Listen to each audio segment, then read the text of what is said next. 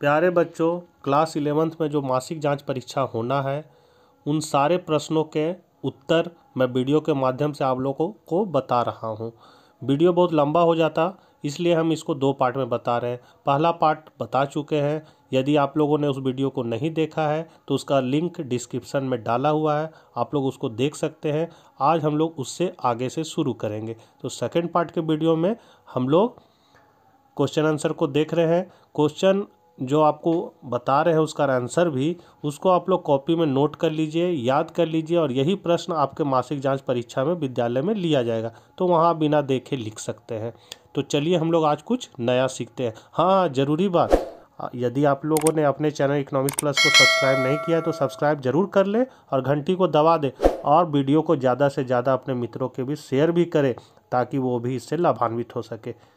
अब हम लोग शुरू करते हैं। तो अगला क्वेश्चन है, आंकड़ा संग्रह करने की किन्हीं 3 विधियों को लिखिए। तो आंकड़ों को विभिन्न स्रोतों एवं विभिन्न तरीकों के प्राप्त करने की प्रक्रिया को आंकड़ों का संकलन कहते हैं। आंकड़ा संकलन करने के लिए क्या है, तो प्रथम व्यक्तिगत अनुसंधान द्वारा आंकड़ा संकलन होता है। तो यह वह विधि है जिसमें एक अनुसंधानकर्ता स्वयं अनुसंधान क्षेत्र में जाकर सूचना देने वालों से प्रत्यक्ष तथा सीधा संपर्क स्थापित करता है और आंकड़े एकत्र करता है। इसकी उपयुक्तता है, उस क्षेत्र के लिए यह उपयुक्त है जहां क्षेत्र छोटा हो। दूसरा, जहां आंकड़ों की मौलिकता अधिक जरूरी हो। तीसरा, जहां आंकड़ों की शुद्धता अधिक महत्वपूर्ण हो। चौथा, जहां आंकड़ों को गोपनीय रखना हो। पांचवा है, जहां अनुसंधान में गहन अध्ययन की आवश्यकता हो। छठा, जहां सूचना देने वालों से संपर्क करना आवश्यक हो। बी तरीका है आंकड़ा संग्रह करने का, तो अप्रत्यक्ष मौखिक जांच द्वारा। यह वह विधि है जिसमें किसी समस्या से संबंध रखने वाले व्यक्तियों से अप्रत्यक्ष रूप से कुछ तैयार प्रश्नों के द्वारा पूछताछ कर आंकड़े प्राप्त किए जाते हैं। बड़े एवं विस्तृत क्षेत्र के लिए यह विधि उपयुक्त है। इसकी उपयुक्तता क्या है, तो जहां अनुसंधान संबंधी क्षेत्र बड़ा एवं विस्तृत हो, जहां सूचना देने वालों से प्रत्यक्ष संपर्क संभव ना हो, जहां सूचना देने वालों में अज्ञानता की संभावना हो। चौथा है, जहां प्रत्येक व्यक्ति से प्रश्न पूछकर आंकड़े संग्रह करना संभव हो सके। अब सी है आंकड़ा एकत्र करने का, तो स्थानीय व्यक्तियों या नियुक्त संवाददाता द्वारा। इस रीति के अंतर्गत अनुसंधानकर्ता द्वारा विभिन्न स्थानों पर स्थानीय व्यक्ति या संवाददाता नियुक्त कर दिए जाते हैं जो अपने ढंग से सूचनाएं एकत्र करते हैं और बाद में अनुसंधानकर्ता के पास भेज देते हैं। इसकी उपयुक्तता क्या है, तो पहला, सूचना शीघ्रता से प्राप्त हो जाती है। दूसरा है, आंकड़े एकत्र करने का क्षेत्र व्यापक हो। तीसरा है, जहां अधिक शुद्धता की आवश्यकता नहीं हो। अगला क्वेश्चन है, द्विमार्गी प्रश्न क्या है। 2 द्विमार्गी प्रश्नों की रचना कीजिए।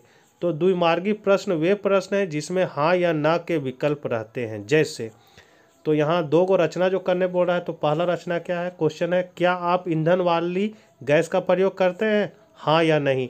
तो हाँ और या ना में जवाब देना है। दूसरा है, क्या आप केवल राशन की ही चीनी लेते हैं, हाँ या ना।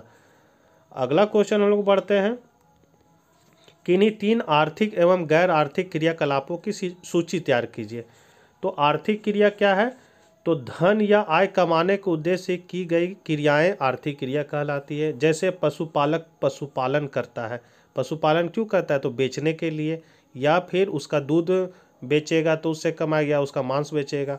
किसान खेती का कार्य करता है। महिला का हॉस्पिटल में काम करना, महिला अगर घर में काम करेगी तो वो आर्थिक कार्य नहीं कराएगा, लेकिन हॉस्पिटल में जो काम करेगी उसके बदले उसको पैसा मिलेगा तो वो आर्थिक कार्य कहलाएगा। गैर आर्थिक क्रियाओं के अंतर्गत वे क्रियाएं आती है जो प्रत्यक्ष रूप से धन से संबंधित नहीं होती। अन्य उद्देश्यों जैसे प्यार, सहानुभूति, कर्तव्य, देश प्रेम होगा यहाँ के लिए की जाने वाले क्रियाएं गैर आर्थिक क्रियाएं होती है। मतलब इसमें आपको धन की प्राप्ति नहीं होती है। अगला क्वेश्चन हम लोग बढ़ते हैं, सेंसस ऑफ इंडिया के कार्यों का उल्लेख कीजिए। तो सेंसस ऑफ इंडिया के प्रमुख कार्य निम्नलिखित है। पहला, सामाजिक आर्थिक सर्वेक्षण का आयोजन करना। इस संगठन का पहला कार्य एकीकृत बहुउद्देशीय सर्वेक्षण द्वारा 2 या अधिक विषयों पर एक साथ सूचना एकत्र करना है। 3 विषयों के सर्वेक्षण चक्र की अवधि 10 वर्ष की होती है। ये विषय है, ये मुख्य रूप से जनगणना का है। तो पहला है इसका जननांकी स्वास्थ्य व परिवार कल्याण, दूसरा है परिसंपत्तियां, ऋण और पूंजी निवेश, और तीसरा है भूमि, जोत व पशुधन उपक्रम में से प्रत्येक पर 10 वर्षों में एक बार सर्वेक्षण किया जाता है। इसके अतिरिक्त रोजगार, ग्रामीण श्रम, उपभोक्ता व्यय, गैर कृषि उपक्रमों में स्वरोजगार पर किए गए सर्वेक्षण की अंतराल अवधि 5 वर्ष की होती है। दूसरा है औद्योगिक समंकों का संग्रहण, मतलब ये सब उसका सेंक्शन का कार्य है। सेंक्शन ऑफ इंडिया संगठित औद्योगिक क्षेत्रों में औद्योगिक समंकों का संकलन करके उद्योगों का वार्षिक सर्वेक्षण प्रस्तुत करता है। अगला है फसल पूर्वानुमान सर्वेक्षण। सेंसेक्स ऑफ इंडिया राज्य सरकारों को फसल प्राक्कलन से संबंधित तकनीकी दिशा निर्देश प्रदान करता है। यह फसल प्राक्कलन सर्वेक्षण कृषि मंत्रालय के फसल प्राक्कलन सर्वेक्षण से अलग है। फसल समंकों में सुधार के लिए सेंसेक्स ऑफ इंडिया राज्य तथा संघ क्षेत्रों के साथ सहयोग करता है। चौथा कार्य है उसका मूल्य संग्रहण। सेंसेक्स ऑफ इंडिया द्वारा 2 प्रकार के मूल्यों का संकलन किया जाता है।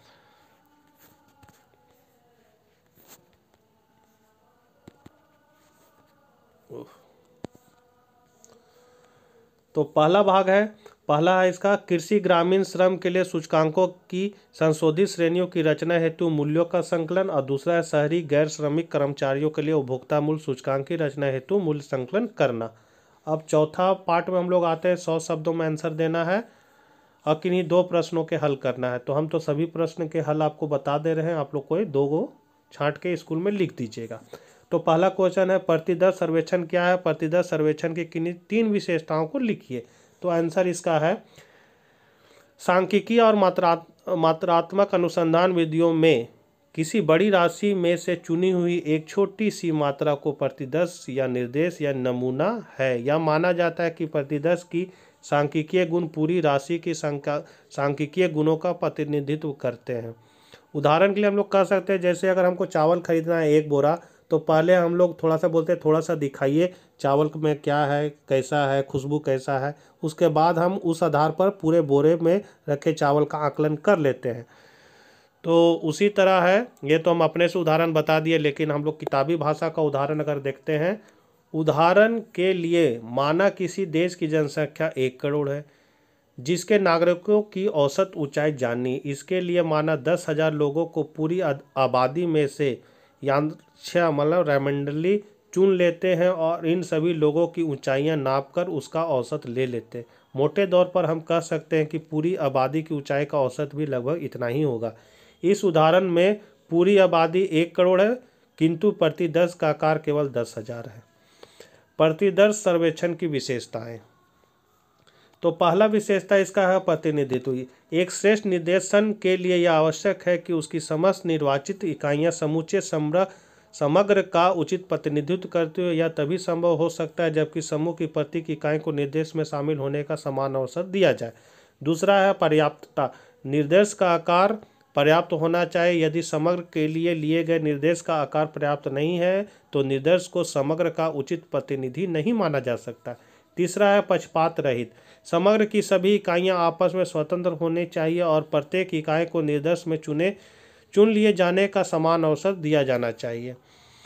चौथा है तर्क आधारित। एक श्रेष्ठ निर्देश वही होता है जिसका चयन समान ज्ञान और तर्क दोनों के संयोग पर आधारित होता है। अगला क्वेश्चन है सांख्यिकी का कार्य, माने सांख्यिकी क्या कार्य करती है? तो सांख्यिकी के निम्नलिखित कार्य। पहला है तथ्यों की तुलना करना। तो सरलीकृत आंकड़ों का तब तक कोई महत्व नहीं होता जब तक कि उसी प्रकार के दूसरे आंकड़ों से उसकी तुलना ना की जाए और उनमें संबंध स्थापित ना किया जाए। तुलना के कार्य द्वारा समंकों के सापेक्ष महत्व को प्रस्तुत करने में सहायता मिलती है।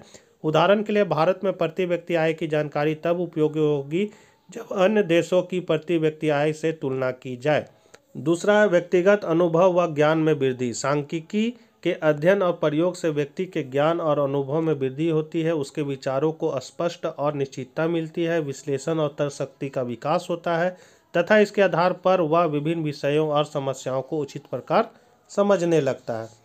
अगला है इसका कार्य नीतियों के निर्धारण में सहायक। सांख्यिकी विभिन्न क्षेत्रों में आर्थिक, सामाजिक, राजनीतिक नीतियां निर्धारित करने में पथ प्रदर्शन का काम करती है। सांख्यिकी सामग्री के वैज्ञानिक विश्लेषण के द्वारा विभिन्न नीतियों का निर्माण होता है। आंकड़ों एवं उनकी प्रवृत्तियों के आधार पर देश में आयात निर्यात नीति, कर नीति निर्धारण होती है।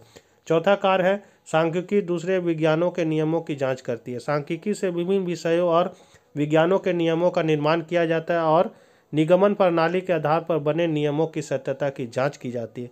आवश्यकता अनुसार उन नियमों में परिवर्तन भी किए जाते हैं। उदाहरण के लिए समाजशास्त्र, अर्थशास्त्र, तर्कशास्त्र के नियम सांख्यिकी की सहायता से बनते हैं।